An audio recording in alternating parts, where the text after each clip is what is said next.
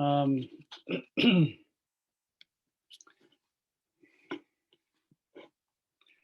this is our first meeting in 2021. Wow. um,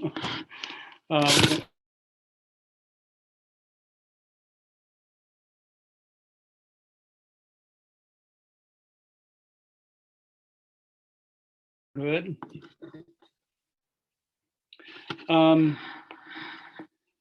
So yes, this evening is an opportunity for you to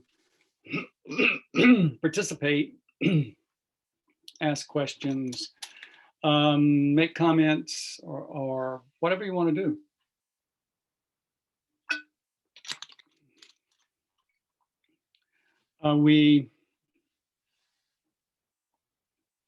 We're all poised on this, the beginning of this new year, and in some earlier sessions we've talked about reasons to think that this time that we're entering is going to be particularly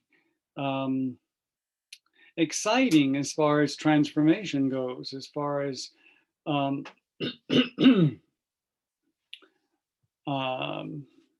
your spiritual path goes, as far as the changes and progress on the planet of human beings trying to find a new and better way to inhabit this planet. So with that kind of possibility facing us, we need to decide how we're going to approach it, how we're going to plunge into 2021. So yeah, I do think that something different is going to happen, something drastically different from what we're used to. And that's going to require a lot of resilience, a lot of being centered within ourselves, a lot of clarity about what our spiritual path is, a lot of readiness to look at ourselves more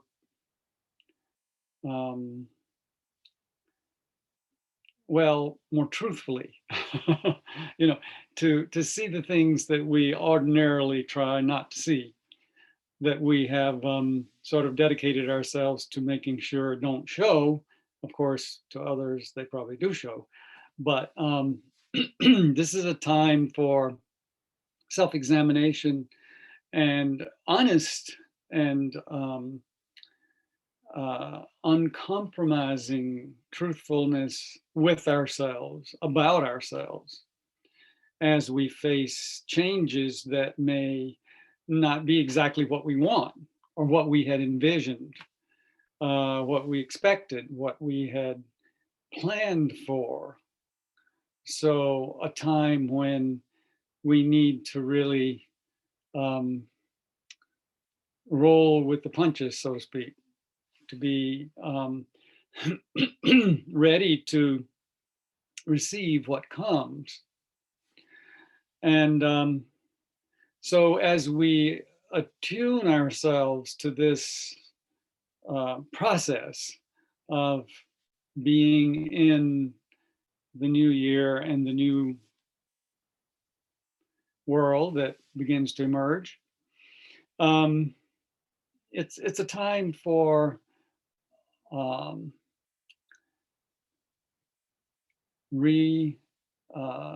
reconceiving how we're going to function. If we're not just going to dedicate ourselves to getting what we want to happen, but, which is probably a doomed project, then how do we proceed if what's happening is something we totally don't expect? And what are the guidelines? What are the principles we keep in mind? What, how do we manage our expectations? How do we manage our disappointments? How do we manage our confusion? How do we manage our um, our need to adjust, adapt? These are all important questions and things we need to um, begin to grapple with. So I'd first like to see if this little introduction um, stimulates any questions in your mind or any things that come up for you right away. Please speak up and let's hear what comes up and go with it.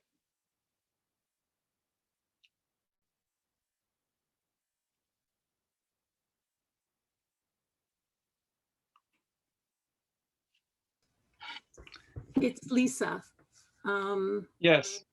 Hi. Happy New Year. I hope. So as I hear you talking,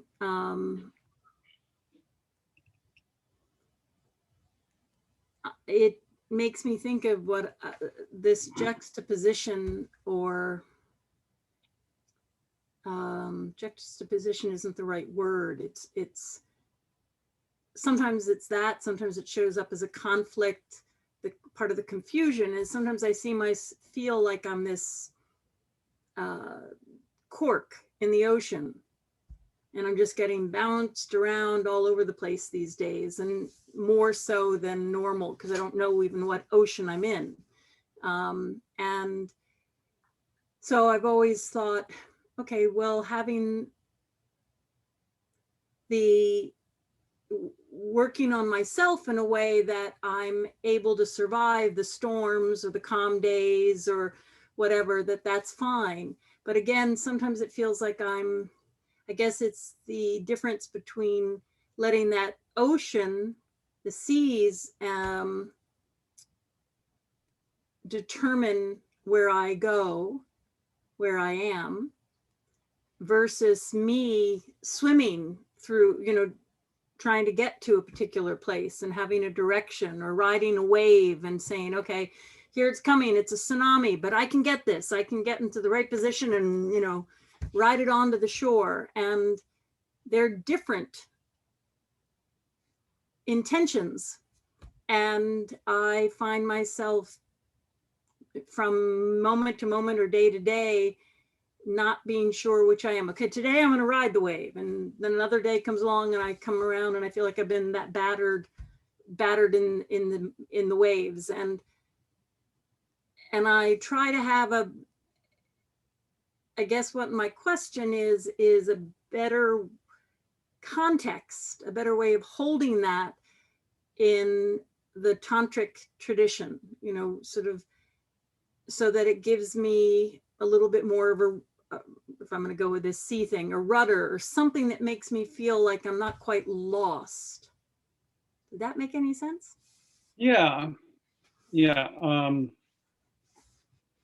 Maybe thinking of it as a collaborative process. It's not necessarily what I want in my direction, my intention, but it's not like, oh, well, whatever, I'll just float along. It's, there's what the universe is going to do, and then there's my intention, but we would like to see those come into alignment gradually. So it can't come into alignment if I'm just saying, okay, do whatever you want. I'm just sitting here. I'll just float along with wherever I'm pushed. We're never going to get alignment that way. So we have to say, well, I have an intention, but I'm very ready to just let it go and then have another intention, moving with what happens. So we want to have that alignment. So, I mean, this is the tantric goal in a way. Some of you heard me say this before. that the goal is to be able to be totally spontaneous and right on the mark. And most of us, when we try to be totally spontaneous, we actually end up, falling on our faces, um, because we're not aligned with the universal plan. But if I'm aligned with the universal plan, I can be spontaneous, but it's not this I. It's not just me having my intention and my spontaneous response. It's the institute working, the institute, the universe working through me, um, and yet it's also me because I'm aligned with that. So that's who I am. So then it's a joy.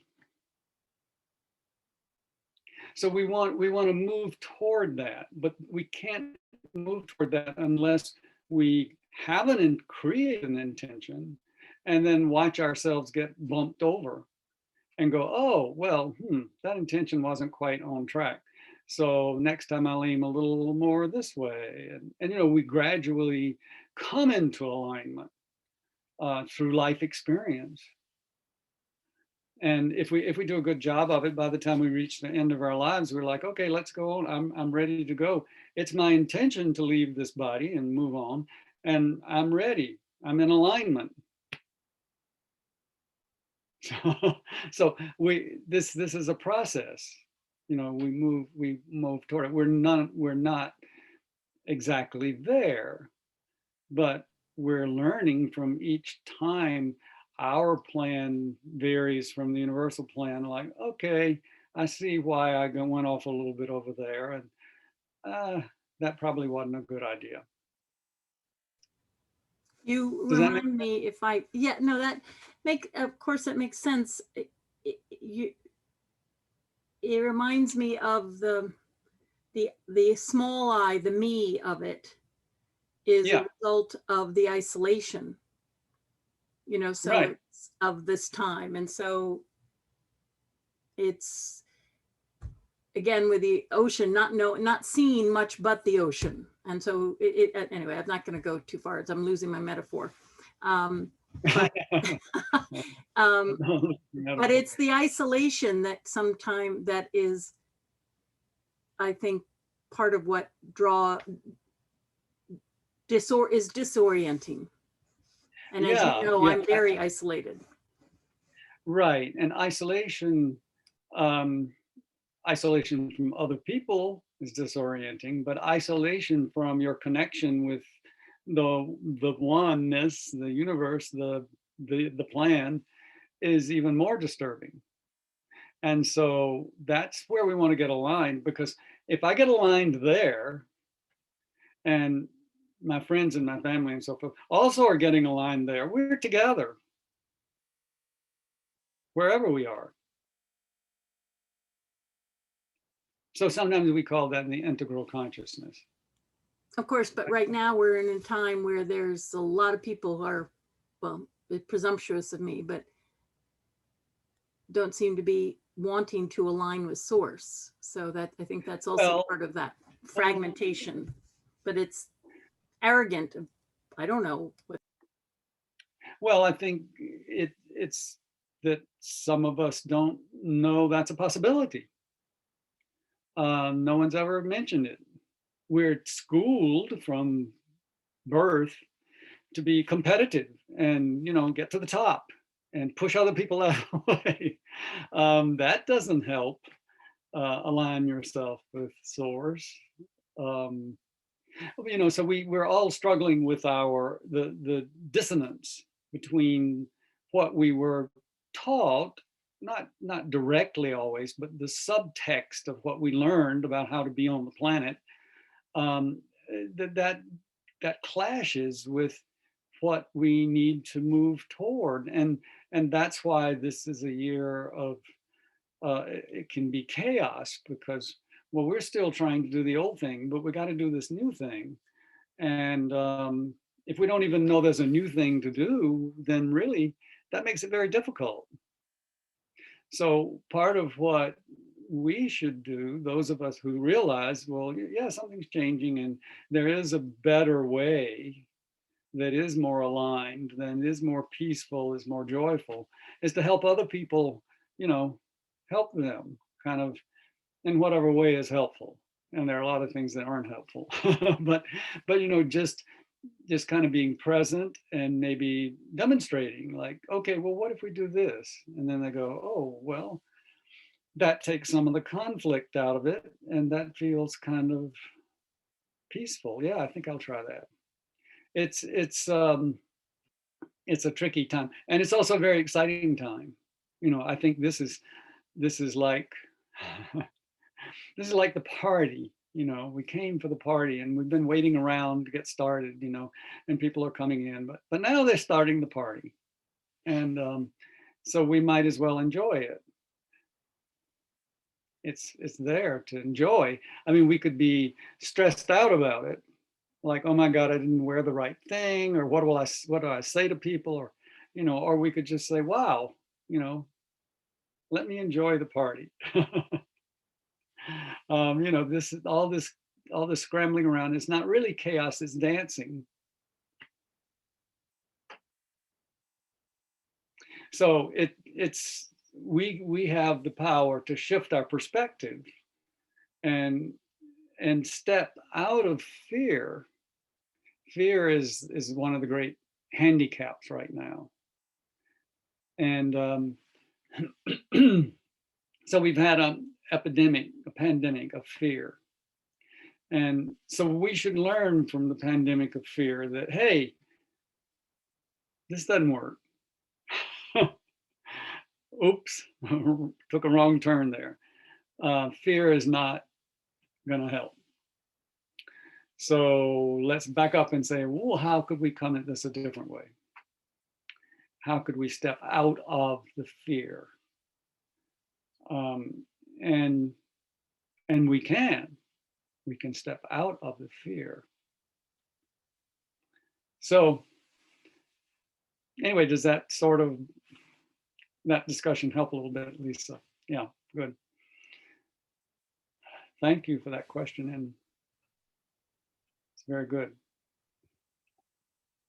Anybody else want to? I have a question. Oh yes, good. I'm in the top left. I don't know if that helps.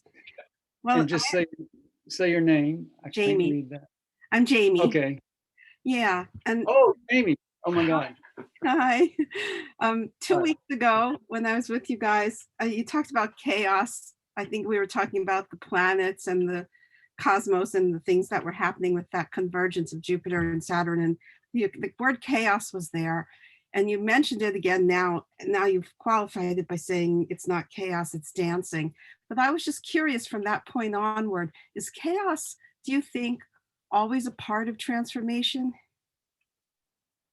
Always a part of transformation. Yeah. Well,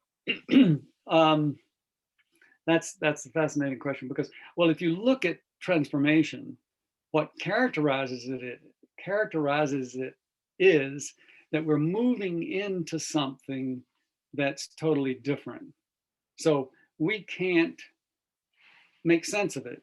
It doesn't feel familiar. It's not like, oh, I know what this is. This is like, da da da da da. No, this is something that I don't know what it's like. And so when confronted with the unfamiliar, all we can do is say, well, that's chaos. So we call it chaos. Chaos means I don't yet understand what's going on. And I won't until I get into it further. And then it won't be chaos. It will still be the same thing, but it won't look like chaos to me, because I'll go, oh, this is the plan. Okay, this is what's happening. I mean, that's how I understand it. But thank you. That's a great question. Because we're afraid of transformation, you know, and yet after we move with it and get into this new place that it takes us, we're always grateful and overjoyed that, hey, well, this is really different. Why didn't I do this before? Why was I stuck back there? Well, I was stuck back there because I was afraid of transformation. So the transformation is the unknown, stepping into the unknown. So stepping into the unknown can be terrifying, or stepping into the unknown can be a great adventure. So that's where we have to reprogram, you know, our brains to think that, okay, the unknown is exciting and delightful. And if I was always stuck with the unknown, I would be bored. With the known, I would be bored. So the unknown is a gift. And then we actually bypass fear, fear of the unknown. Because, you know, it's like I get something totally different and a whole new way of being. I mean, wow, I've been lifted out of the old and into something more exciting and more fulfilling and more alive. If I stay with the old, if I stay with what's known, if I stay with what's familiar, I'm stagnant. And I begin to just disassemble, disintegrate. We're living beings, and life is always changing. Living things are always moving and changing. If we stop doing that, we're less alive. And if we really dig in our heels, then we will actually leave our body. Like, okay, you're not going to do anything here with that body. Just come on, go and try something else. Because you're not alive anymore. What does it mean to be alive? To grow and change means life. I mean, is there some fault in my logic? I think it's true. Um, so anyway, thank you for that question, Jamie. And actually, you had another question, which I have brought with me. And I am happy to read that question because I want to make sure we have enough chance to talk about it. Yeah.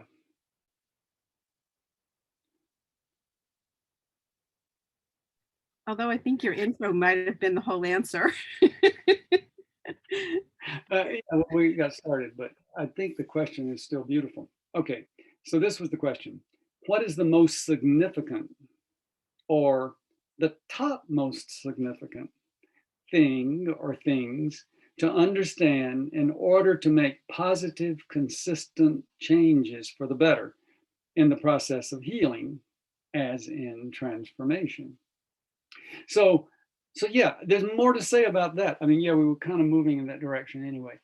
But what is the top most significant thing to understand? And I think that what the top most significant thing to understand is that we are not separate,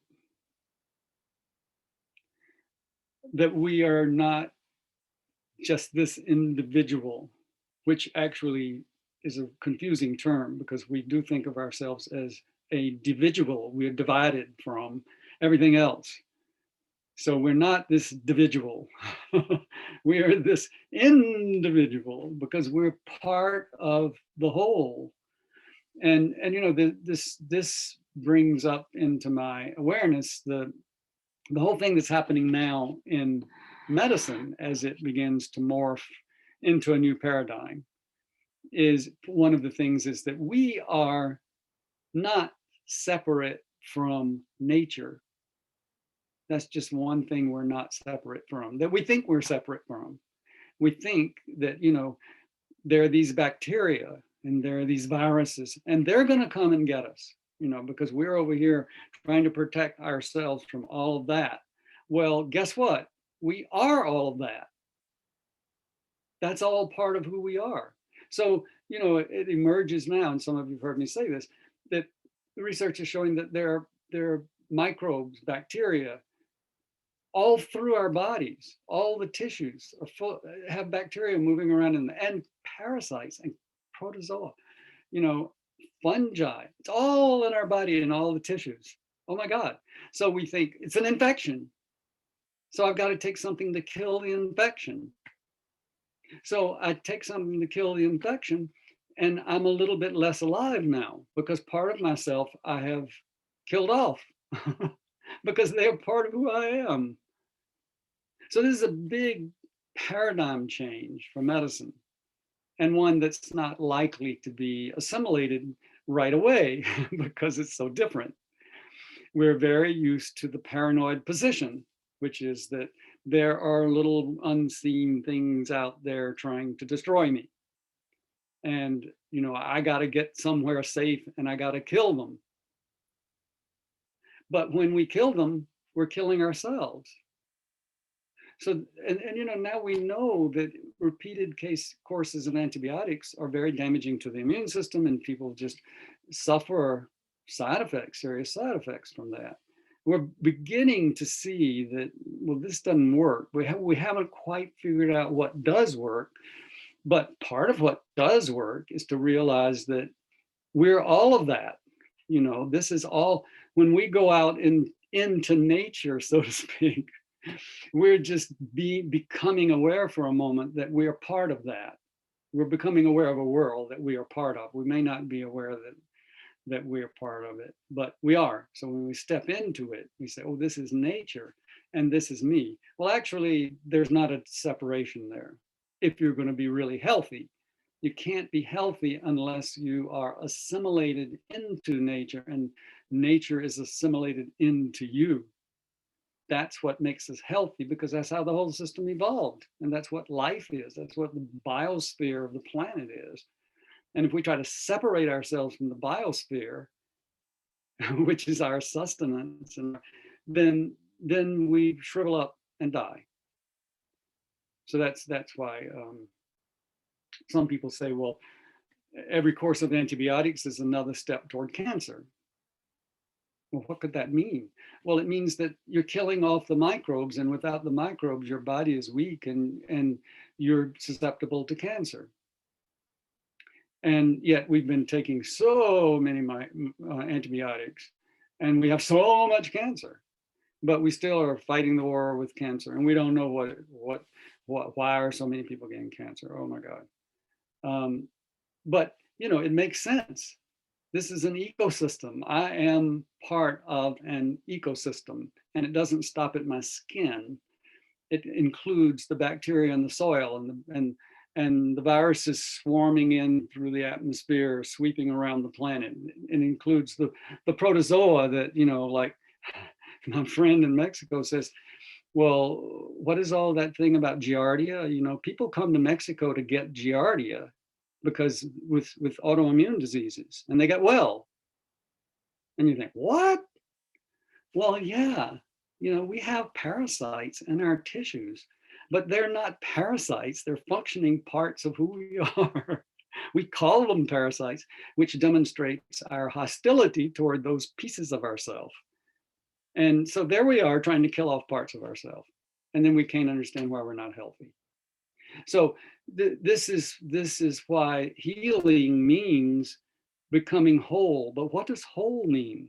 Whole means all that, not just I'm whole, I'm a whole person, but I'm not a whole person if I'm separated off from the rest of nature. I have to function in collaboration with nature.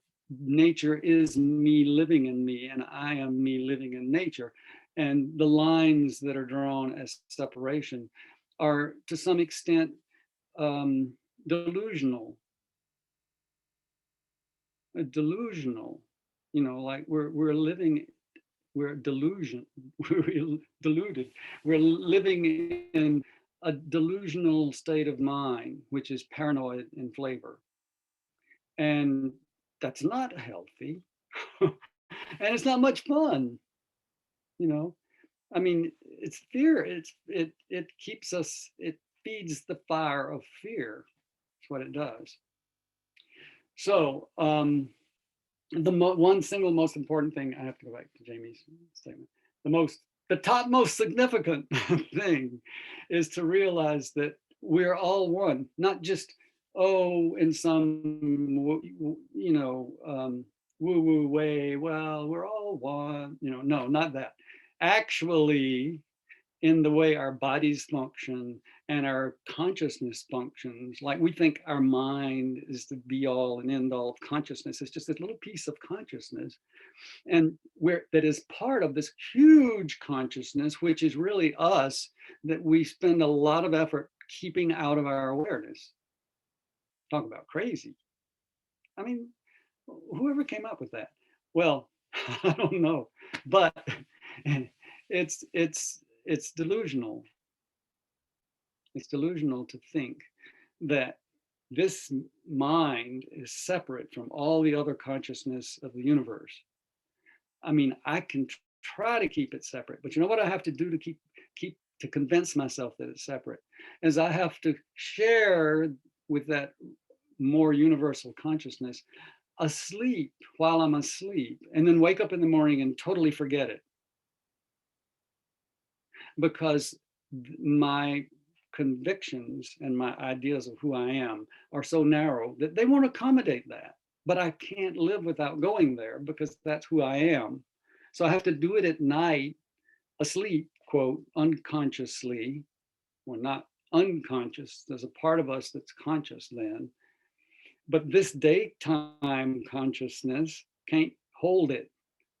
And so, you know, this split apart. So we're fragmented. Our whole way of life is based on fragmentation and fear. And so, you know, the top most important significant thing, I'm gonna get that correct. What the top most significant thing is to realize that we're not separate. We're not separate. We're not separate from nature. We're not separate from each other. We're not separate from the universe. We're not separate from anything except to the extent that we convince ourselves that we are and work really hard to maintain that delusion. It takes a lot of effort to push away all the evidence and all the other consciousness that should be with us all the time, push it away and say, no, no, I'm separate. I'm this little fragile thing that could be just destroyed by some microscopic thing coming through the air. Oh my God, what can I do? Oh, that's so, I just get tired thinking about it. We don't have to do that. We really don't. And so it's the top most significant thing, I think, is to keep that awareness that we are not separate. And meditation is a great practice that will take you out of your separation if you let it, you know. But if we're struggling to maintain separation as we're sitting for meditation, well, then you're at war, because that's not going to work. Because the whole point of meditation is you go out of this separation into connection with the oneness.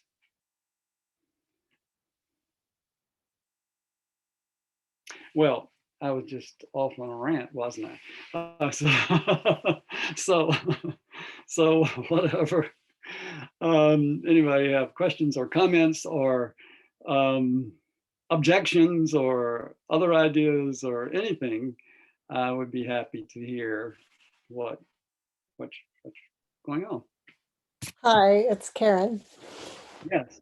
So when you were talking about the chaos part and about what we're moving into and how resistant we are to it being an adventure and fear that comes up and such, and I was thinking that so it actually circles back to what you just said about if the more that we know that we are part of all that is, that we are each other, the less fearful we are about stepping into that. So I think for me, the fear of chaos, the fear of change, the fear of what's happening is when I forget that I'm really all okay, that I'm just all that is and nothing can.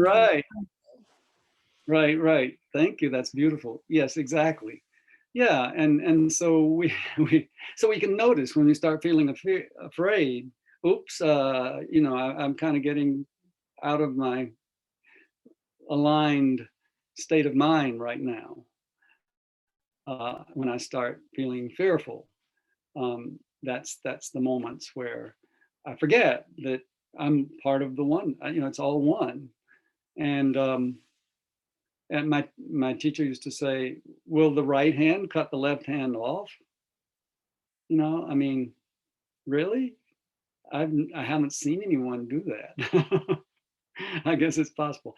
But, it's like, would another piece of this oneness do something to me that is significant? And, I'm, as he would also say, that I'm a wave, each of us is a wave on the ocean, but we're really the ocean. And we mistake the wave for who we are, but that's not our identity. That's just a little blip. It's us, it's doing this experiment in this body at this moment is the wave. And then when that sinks, I go back to the oneness, and then I'll do another wave, maybe. Or after a while, I might get tired of waves and go, oh, enough of that. But anyway, am I the wave or am I the ocean? Well, I'm the ocean, but I'm the wave forgetting that I'm the ocean. Well, that's not a good idea. If I may, just with that, we talk about fear and fun, but in this current time, not just in terms of the virus coming at us and being afraid of COVID, but there's also this microscope on the decay and the violence and the death and this. So for me, it's the sadness and the depression and despair that I feel like if I am I am that part of me is dying, and I feel it. I understand its transformation of the whole, and I understand that there will be life afterwards, whether Lisa, am here, or people I know are here or not. Life will, something will continue. Right. So it's not fear, but it's trying to understand. I am Trump. I am a liar. I am an abuser. I am a racist. I mean, I can't, I really struggle with that right now and this tantric path, because and I've said this to you before, but just, the transformation, and I do believe you go through the eye of the storm, and it's worth it. But I don't know how to, I feel like I don't have enough compassion or something. I feel lacking in my capacity to hold what's happening. And I don't know what to do with that despair and that sadness. Yeah, I mean, I would suggest focus on the whole, not the wave. No, focus on the ocean, not the waves. Focus on the ocean. Focus on the wholeness. Focus on the whole. Pieces of it, including our individual, our individual, will come and go. Yeah, they do. But is that something to be sad about? Well, should we quit doing that and nobody gets born, because then they have to die? So maybe we don't need to be so much sad about it. Maybe we can be compassionate and understand that people are afraid, or they've lost someone they love, and that's difficult, and we can have compassion for that. But we don't have to fixate on the transience of people and life and all that, because that's how it can be alive. It can't be alive if it's not growing and changing and morphing and birthing and dying, and that's all part of the beauty. And so if someone is sick and they're dying, we help them, and we give them, we relate to them so that they can feel knit back into the whole through the connection with us. and that can be a joy. But not to focus on it as a sad or tragic thing. It's only tragic through certain mind frame. Swami, I have a question.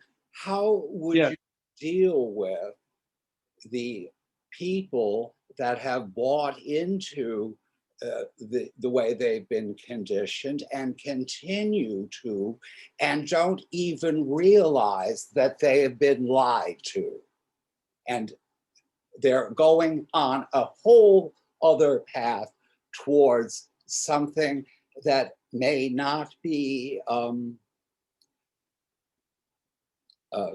maybe demonic and satanic? Well, everybody's doing something crazy. I mean, anytime we get off the alignment with the oneness in the universe, we're crazy. But But they don't even know about that. right. And so continue, and they're continuing lying to them. And all of a sudden, we're being controlled by a whole other country, entity. yeah, so everybody is going through their own struggle with understanding their connection to oneness and to the universe and to what's happening.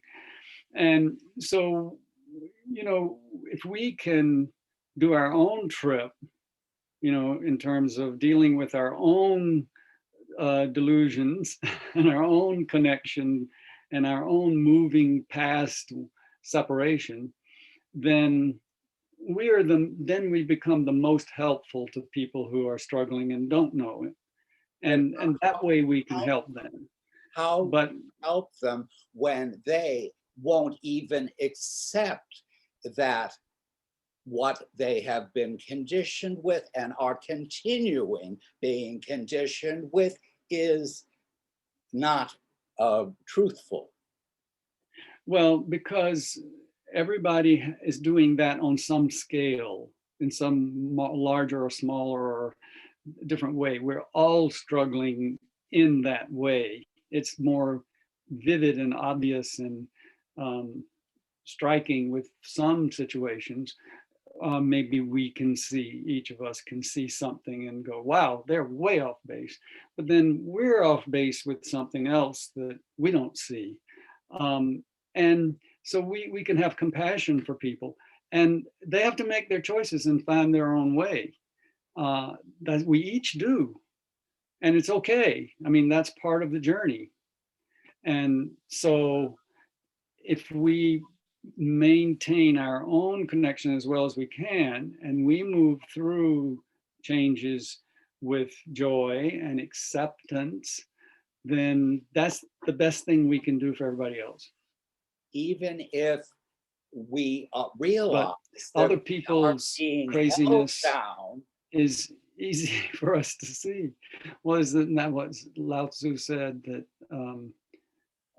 awareness of other people's craziness, this I'm paraphrasing, was wisdom, but awareness of your own craziness is enlightenment. So let's go for the big one and try to focus on our own craziness and how to move past that, and how to and expand our sense of who we are. But how is that the ocean when all the other parts of the ocean don't realize that they are they're part of the, well, because they're little, they're waves. All those waves are going to sink back into the ocean. Don't worry, it's going to happen. Never fails. There's no wave that has persisted sitting on top of the ocean and never going back to the water. So they will, in their way, on their time frame, and we're doing that too. So let's just focus on the ocean. The waves will come and go, and the waves will come and go, and instead of seeing them as tragic because they disappear, we can see them as springing up out of the water out of joy and then relaxing back into the water. But is their joy then detrimental to the rest of the ocean? Well, I've not seen that one wave is really disturbing the ocean. And maybe we're pushing the metaphor too far, but I mean, actually, I think that's true, that all the craziness that we're all doing on the planet, life still goes on. And the consciousness behind that life is still there in its totality. It's not the least bit damaged by the craziness of all of us. If it experiences anything, if we experience anything in that oneness state, it's a little bit of humor and a little bit of, you know, acceptance. Like, okay, they're doing what they do, and these people are doing that, and those people are doing that, and these people are doing that. All right, they will, this is part of their journey. Everybody has their own journey, and everybody else's journey always looks crazy to you, to me, you know, like, oh, they're all crazy, I'm doing it the right way. Well, obviously, I will learn a lot about how not right my journey is as I correct those things. But we don't need to be, we can't save all those people, because what we think would be saving them probably isn't anyway. Everybody needs to travel their road, and we're all fellow travelers. So you look to the person walking next to you and say, well, you're wearing the wrong shoes, and they go, well, I don't know, they're working for me. So you say, well, okay, we're all traveling on our own way. I go barefoot. Those shoes are going to wear out. but you know, it's okay. So acceptance, you know, accept the things that we can't change, and change the things that we can. And the things we can change are usually the things inside of ourselves. Right? We can, not doesn't mean we do, but we can. But as far as other people, you know, you're going to just bang your head against the wall. And, if someone asks. And then you just don't mind that you're being suppressed and held down because of their choices and their shoes. And I don't think, no, I think that's not a huge concern. Sometimes it means you have to become more skillful about how you move through the world if that person is in your way or slowing you down. But probably that lesson is something that is valuable for you. So we could actually see it as a gift.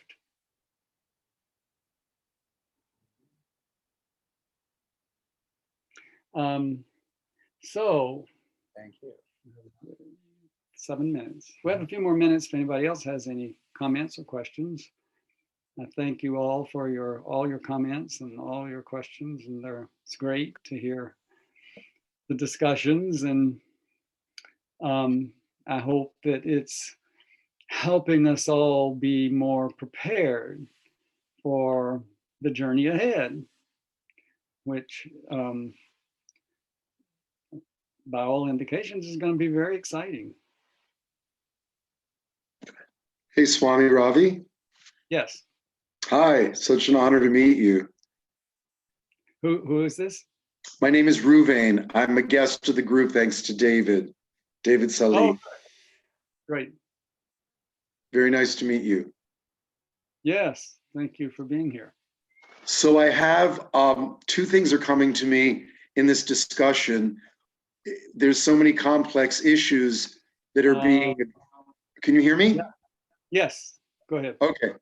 I was just saying that there's so many complex issues that are being addressed, but one of the overarching messages that I'm receiving is that everyone's looking for some sort of a survival metaphor that's really going to work for them during these tumultuous times. And there's so much sweet energy in this room. And I guess it was really kicked off by Lisa. Lisa, hey Lisa, nice to meet you. I loved her, you know, first she had a cork bouncing around the ocean, then she was looking for her rudder, then she didn't even know what ocean she was in. So it was like, I don't know if the water metaphor was working for her, but I just wanted to share one thing and then end with a question for you about transformation. Yes. When I was studying in Israel 35 years ago, I came across a body of work that talked about transformation and mysticism. And one of the best metaphors that I ever came across was from a group of scholars who said, you should always view yourself as a reed. And the metaphor of the reed was, if we all just take a minute to envision a reed has very, very strong roots. Yet the body of the reed is very malleable. So it's able to be very flexible during times of chaos, during times of confusion. But the same group of scholars said at the tip of every reed, there's a spiritual force that is saying, grow, grow, grow. So as long as you stay committed to your strong convictions, your strong roots in tumultuous, difficult times, and you weather the storm, the body of the reed ultimately, the ultimate message of the reed at the end is, you will grow from this experience. Which brings me to my question. Lisa, I don't know if that metaphor is helpful for you, but I just felt called to share it. So thank you for bringing that up for me. I haven't thought of that in a long time. But my question for you is there anything to be said of greater transformation during a time of perceptive or actual confusion and difficulty over transformation during a time of non-chaos or when things are perceived as being more normative? Is the transformation that we accomplish during times of chaos a greater transformation due to the chaos, or is transformation great irrespective of the conditions surrounding the transformation? Good. Yeah, that's an interesting question.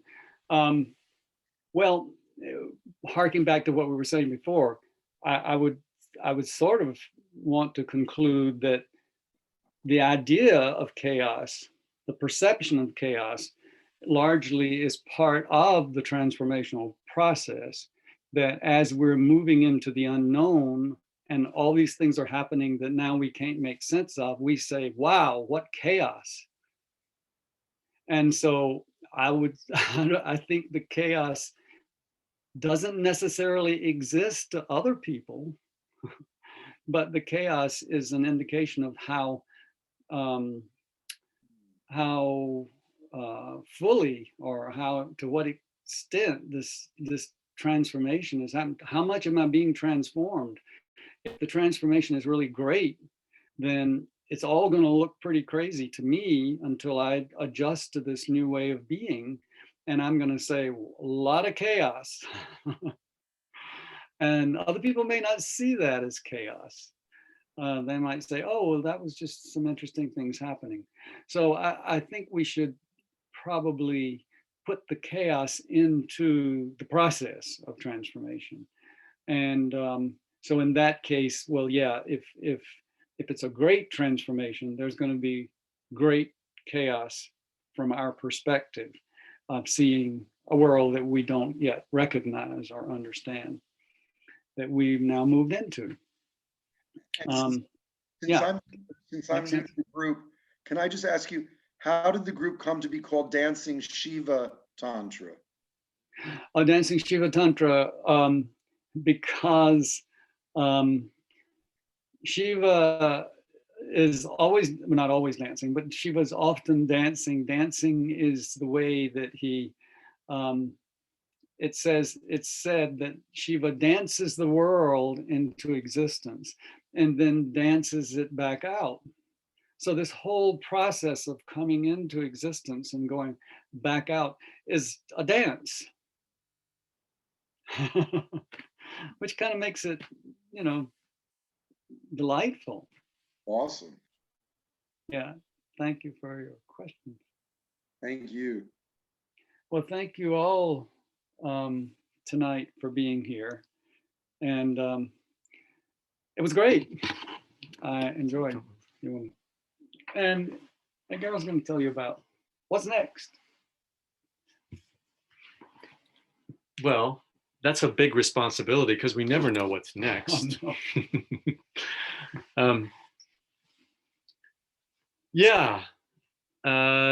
Next week we will be doing a meditation. Yeah, Perhaps the topic will be transformation. I'm sure.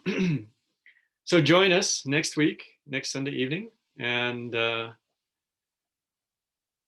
stay tuned for a little invitation and a little description. And I do want to say one thing. Last week I was thanking everybody for all the different things and the different efforts, and I neglected to thank David Salih, who is the gentleman who takes our recordings and makes them possible to be aired on the Dancing Shiva YouTube channel. So thank you so much, David, for your contribution to our Yeah, existence in the world. thank you, David. Yes. And thank you, Arabella, for hosting. Yes, thank you, Arabella. And thank all of you for showing up. Yep. So if you would like, you can go ahead and unmute yourselves and say goodnight and perhaps Happy New Year. Happy New Year. Year, Thank good you night. all. New Year. Bye. Happy New Year. Thank Bye. you. Thank you for being here. Thank you.